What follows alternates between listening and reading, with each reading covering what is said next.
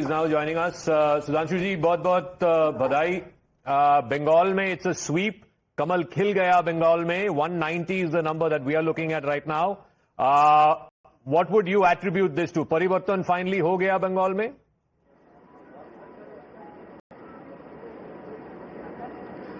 Actually, whatever we have achieved right now, the trends which are showing, it shows that there is a tide in favor of Bharatiya Janata Party. जिसे हिंदी में कहेंगे बंग भूमि में राष्ट्रवाद की तरंग उठ रही है.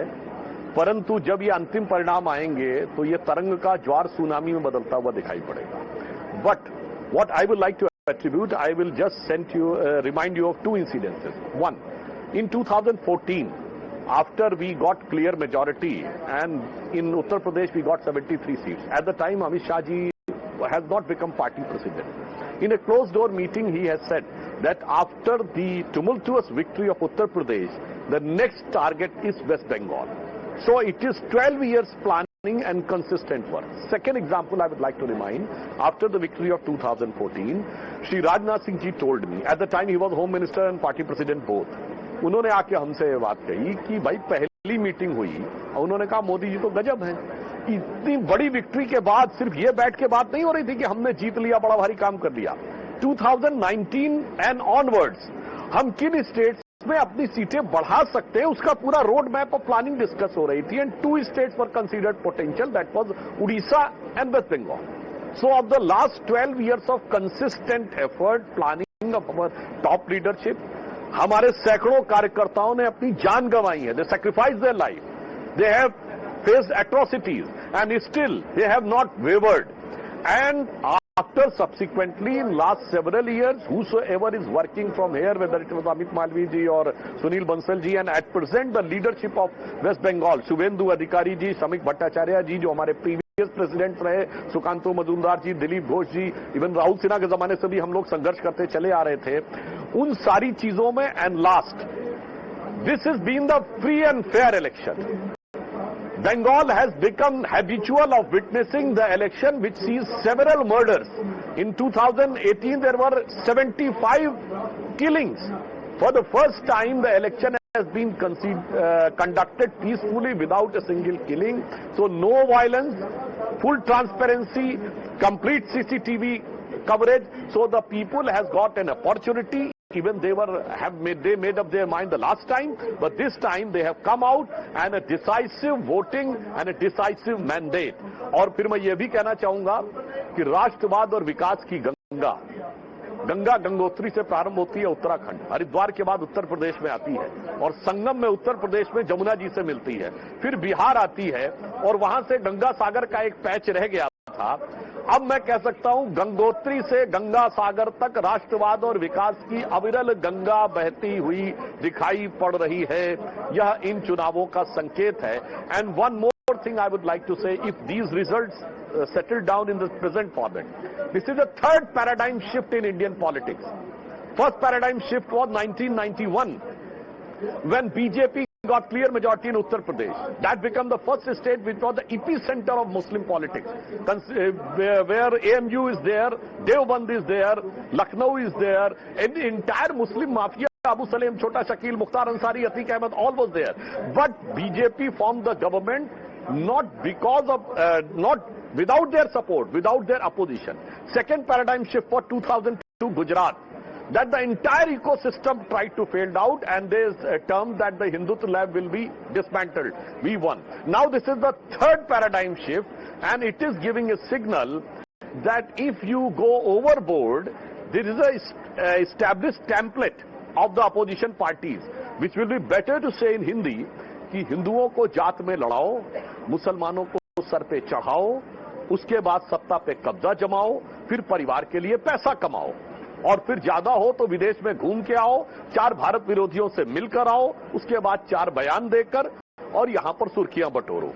So this was an established template that Sudhanshu Trivedi ji, giving my personal. Sudhanshu Trivedi ji, अगर आपका इशारा राहुल गांधी की तरफ था तो राहुल गांधी की पार्टी केरला में तो जीत गई, तो आपका जो एक रेटरिक का एक बड़ा हिस्सा था कि 100 सेंचुरी ऑफ डिफीट्स, वो तो कहीं ना कहीं अब रुक गया ना. नहीं, जो आपने कहा उस पर भी मैं कहना चाहता हूं। Since last around 50 years there was a consistent trend in Kerala, once LDF once UDF. Last time LDF was in power, so it was a turn of UDF to come into power, but UDF couldn't. Why? Because Rahul Gandhi was MP from there. Now Rahul Gandhi is not MP from there. It is Priyanka Gandhi who is MP from there. So UDF got the chance. So there has to be some bad omen with Rahul Gandhi ji. जिसे हिंदी में कहते हैं जहां जहां चरण पड़े राहुल के तहता बंटा धार. So till Rahul Gandhi was officially associated in Kerala, Congress was not having the good fortune. The moment he got detached. And one more thing. This election has proved that the Sudhanshu India Trivedi ji, alliance ये has ज्यादती है आपकी. You are being unfair to Rahul Gandhi. आप वेस्ट बंगाल में राहुल गांधी की tweet और उसके statement को इतना भाव दे रहे थे जब उन्होंने कहा कि because of Mamata Banerjee's corruption BJP, वो तो आपने बहुत इस्तेमाल कर लिया. बाकी आप राहुल गांधी को कहीं मानने को तैयार नहीं है. ये दोहरा मापदंड नहीं है? नहीं, हम मानने को तैयार नहीं है नाविका जी, ऐसा नहीं है. बताइए, name a single ally who has called for Rahul Gandhi's meeting. Rahul Gandhi की सभा के लिए डीएमके ने डिमांड किया क्या? ममता से तो वो लड़ी ली है, वहां लेफ्ट से अगेंस्ट में लड़ रहे थे. बताइए, तो आसाम में डिमांड किया गया क्या? Nowhere there was a demand for Rahul Gandhi's program as there was a hankering for Modi ji's program in all over the states. और राहुल गांधी जी, अब जहां तक to the best of my knowledge he is in Muscat today, and in the mid of Bengal election he was in Great Nicobar, more interested in stopping India's project there, about which Hu Jintao, the then president of China in 2003, has said that the state of Malacca is going to be their biggest bottleneck, and on that point India is developing a port. For that he is going against it. So that creates a clear dubious, a very suspicious element about his stand. So from Nicobar to Muscat he is roaming. ये भी बताइए, you have breached Bengal Eastern Fortress, आपने breach कर दी. What about Tamil Nadu? वहां पे क्या गलत होगा? तमिलनाडु में I would like to say Tamil Nadu politics is having a strong element of personality politics. So one thing is very clear and categorical, that DMK has seen a decisive decline because they were neck deep in corruption, and even the law and order was also not good, and they have become a tool in the hands of anti-India forces. This Hindu dharma is a virus, malaria, etc., dengue, others. Too much family fiefdom. In order to cover up that, they tried all sort of tactics to divert on the so-called ideological issues like the fight between Hindi and Tamil, fight between North and South, and the anti-Hindu, anti-North, anti-stand. But the people had decided to throw them out. I think because of the personality angle, since after the demise of Jayalalitha ji, AIA-DMK was not having that type of towering personality. So Vijay might have got that advantage. So the anti-DMK space, in terms of politics, was taken by AIA-DMK, but in terms of personality, it was filled by Vivek. No, so now it's a situation where he's about 5 or 6 seats short of majority. Will you support him if he asks for your support? Will your alliance partner, the ADMK, support?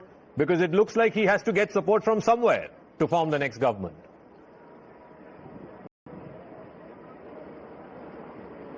No, I think let the final results come, and then whatever the final numeric quantification of the figures will come, then accordingly decided. But one thing is very clear. He has got a very significant mandate. But now it is for him to prove what sort of control and what sort of planning, what sort of policies he will be having.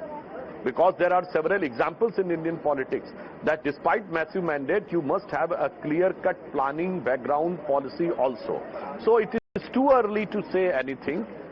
Until the final results has been officially declared, then anything can be said finally. Okay. Sudhanshu जी एक सवाल पूछना चाहती हूँ आपसे.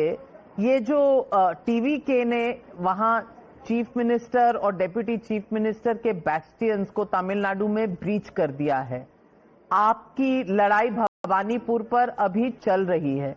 असम में आपका mandate पहले से ज्यादा बड़ा हो गया है और तृणमूल कांग्रेस आज भी सुप्रीम कोर्ट में इलेक्शन कमीशन को चैलेंज कर रही है। ये जो पूरा माहौल है देश का, इसे आप शायराना अंदाज में कैसे कहेंगे?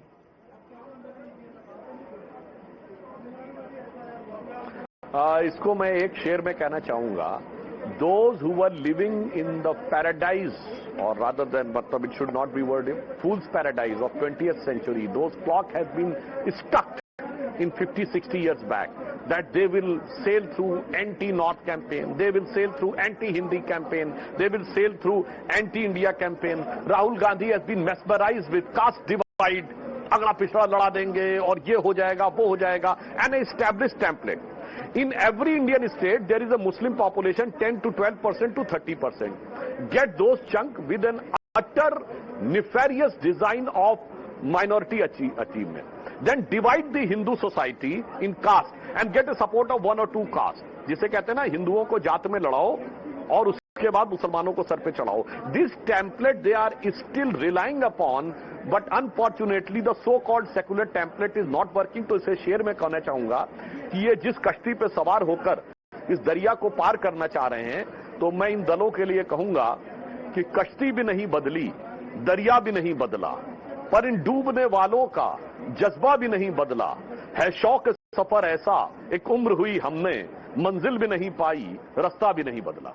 All right. On that note, Sudhanshu ji, बहुत dhanyawad. Thank you very much. Please do join us in the evening as well. I believe there will be big celebration at the BJP headquarters. The Prime Minister is expected around 7 o'clock in the evening in the BJP headquarters. But look at the numbers stacking up in Tamil Nadu. In JVC, you were saying these